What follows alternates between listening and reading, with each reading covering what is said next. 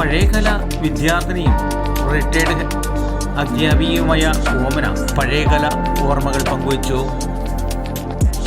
ഞങ്ങൾ വന്ന കാലത്ത് ഷിഫ്റ്റായിരുന്നു കോളേജിൽ. ഇപ്പോൾ രാവിലെ 8:45 ക്ലാസ് തുടങ്ങും. വളരെ തിരക്ക് പിടിച്ച് രാവിലെ 7 മണിയുടെ ബസ്സിനൊക്കെ പോകുന്ന കഷ്ടപ്പെട്ട് ആണ് ഇവിടെ എത്തുന്നത്.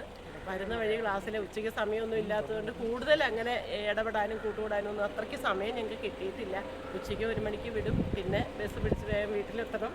അങ്ങനെ ഇപ്പോഴത്തെ അത്ര ഒരു കമ്മ്യൂണിക്കേഷനൊന്നും അന്നില്ലായിരുന്നല്ലോ. വാട്സാപ്പും മൊബൈലും ഒന്നും ഇല്ലാത്ത കാലമല്ലേ.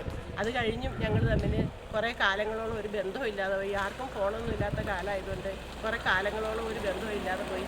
പിന്നെ ഞങ്ങൾ അതെല്ലാം കൂട്ടി എടുത്തു. എല്ലാവരുമായിട്ട് ഒരു കൂട്ടായ്മ വീണ്ടും എടുത്തു. ഇപ്പോൾ ഞങ്ങൾ അന്ന് പഠിച്ചു അതിനേക്കാൾ കൂടുതൽ സ്നേഹം. അന്ന് ശരിക്കും പറഞ്ഞാൽ പഠിച്ച കാലത്ത് പലരോടും മിണ്ടിയിട്ട് പോലുമില്ല.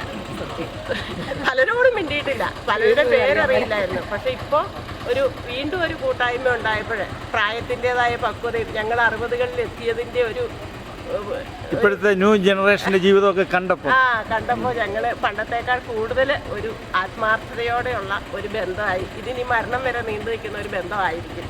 എന്നാൽ ഇപ്പോൾ ഈ പുതിയ ജനറേഷൻ്റെ കലാലയ രീതികൾ ഞങ്ങൾക്ക് ചിന്തിക്കാൻ പോലും പറ്റാത്ത ഒരു സാഹചര്യത്തിലാണ് വളർന്നു വന്നത്. ഓർമ്മ വരുന്നു പഴയ കോളേജിൻ്റെ ക്യാൻറ്റീനാണ്. അന്ന് ക്യാൻറ്റീൻ ഇവിടെയായിരുന്നു.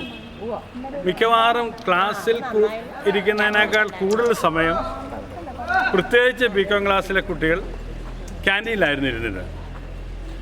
അത് ആദ്യത്തെ ഒരു അവർ കഴിഞ്ഞ് വരും. ചിലർ ഒരിക്കൽ പോലും അങ്ങോട്ട് കയറാതെ, അതായത് റോയ് ടി വി എന്ന് പറയുന്ന ആൾ 3 പ്രാവശ്യമാണ് 3 വർഷത്തിൽ ക്ലാസ്സിൽ കയറിയേക്കുന്നത്. ഓരോ വർഷവും ഒരു പ്രാവശ്യം വെച്ച് റോയ് ടി വി ആ റോയ് ടി വി ഒരിക്കൽ ക്ലാസ്സിൽ വന്നപ്പോൾ കുഞ്ഞമ്മ ടീച്ചർ അറിയത്തില്ല ആരാന്ന് ചോദിച്ചു. അപ്പോൾ ലേഡീസിനോട് ചോദിച്ചു ആരാന്ന് വെച്ചു. ഇവർ പറഞ്ഞു ഇവിടുത്തെ ഈ ക്ലാസ്സിലല്ലെന്ന് പറഞ്ഞു. അപ്പോൾ ഇറങ്ങിപ്പോണെന്ന് പറഞ്ഞു. Roy T V identity card എടുത്ത് കാണിച്ചു. പറ്റിയല്ല, ടീച്ചർ സമ്മതിച്ചില്ല. അപ്പോൾ ഞാൻ പറഞ്ഞു ഈ ഇവിടുത്തെ സ്റ്റുഡൻറ്റ് തന്നെയാണ്. അവൻ എല്ലാ മാസവും ഈ ക്യാൻറ്റീനിൽ വരും, പക്ഷേ അങ്ങോട്ട് കയറി വരില്ല. അങ്ങോട്ട് വർഷത്തിൽ ഒരിക്കലേ വരുള്ളൂ. അങ്ങനെയുള്ള സ്ഥലത്താണ് ഇപ്പോൾ നിൽക്കുന്നത്. അതുപോലെ തന്നെ അന്ന് ബികോംകാരെന്ന് പറഞ്ഞാൽ ഒരു പ്ലാവുണ്ട് ആ കയറി വരുന്ന വഴിക്ക്, അതിന് ബികോം പ്ലാവ് എന്നാണ് പേര്. ഈ എന്താ പറയുക, അമ്മച്ചി പ്ലാവ് നമ്മൾ പറഞ്ഞു കേട്ടിട്ടില്ലേ, ഈ മാർത്താണ്ഡ ഓർമ്മയെ രക്ഷിച്ച് എന്ന് പറഞ്ഞ പോലെ ബികോംകാരിരിക്കുന്നവരെ ബികോം പ്ലാവ്. അങ്ങനെ ഒട്ടേറെ കാര്യങ്ങൾ പറയാനുണ്ട്. നിങ്ങൾക്ക് ബോറടിക്കുന്നതുകൊണ്ട് ഞാൻ നിർത്തുന്നു. നന്ദി, നമസ്കാരം.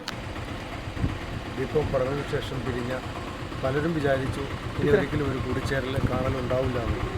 വീണ്ടും 20 വർഷത്തിന് ശേഷമാണ് 2004 ആദ്യത്തെ സമ്മേളനം നടന്നത്.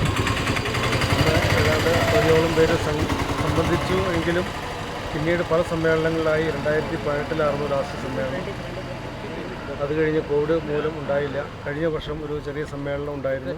ഇത് 40ാമത്തെ സമ്മേളനം. അതിവിപുലമായി ആഘോഷമായി എല്ലാവരും കൂടി പങ്കെടുക്കുന്ന രീതിയിലുള്ള നല്ലൊരു സമ്മേളനമാണ് അറേഞ്ച് ചെയ്തിരിക്കുന്നത്.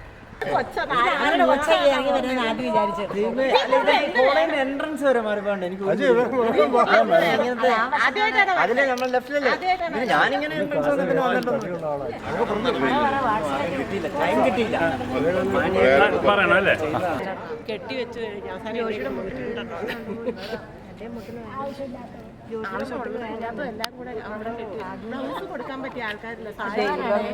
കണ്ടില്ല എപ്പോഴാണ് ബിജുവാണ് നല്ല സ്മാർട്ടായിട്ട് വരുന്ന നോക്കി എന്നെ പൈസയായിട്ടാണ് അടിപൊളി ബിജു വന്നിരുന്നോ ഒരു കുഴപ്പമില്ല. പക്ഷത്തിലെ ബുക്കിലാണ് ബുക്കുണ്ടായിരുന്നു കഷ്ടത്തിൽ ഡ്യൂട്ടി അന്വേഷിച്ച് ഒരു ബുക്ക് കൂടെ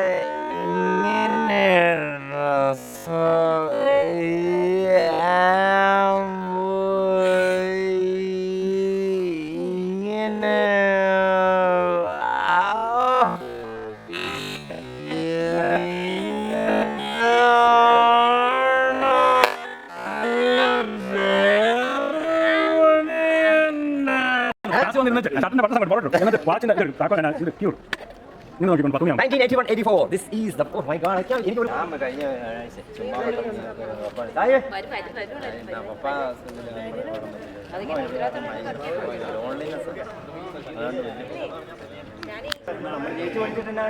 എംകോം വരെ പഠിച്ചിട്ട് എനിക്ക് പണിയില്ലാതെ അപ്പുറവും പൊളിച്ചിരുന്ന മറ്റൊക്കെ ആയിട്ട് നടക്കാതെ ഞാൻ പോയത്. ഞാൻ പോയി ഡ്രൈവറായിട്ടാണ് പോയത്. അതൊക്കെ ഞാൻ പറയുന്നുണ്ട് എനിക്ക് സമയം കിട്ടുകയാണെങ്കിൽ.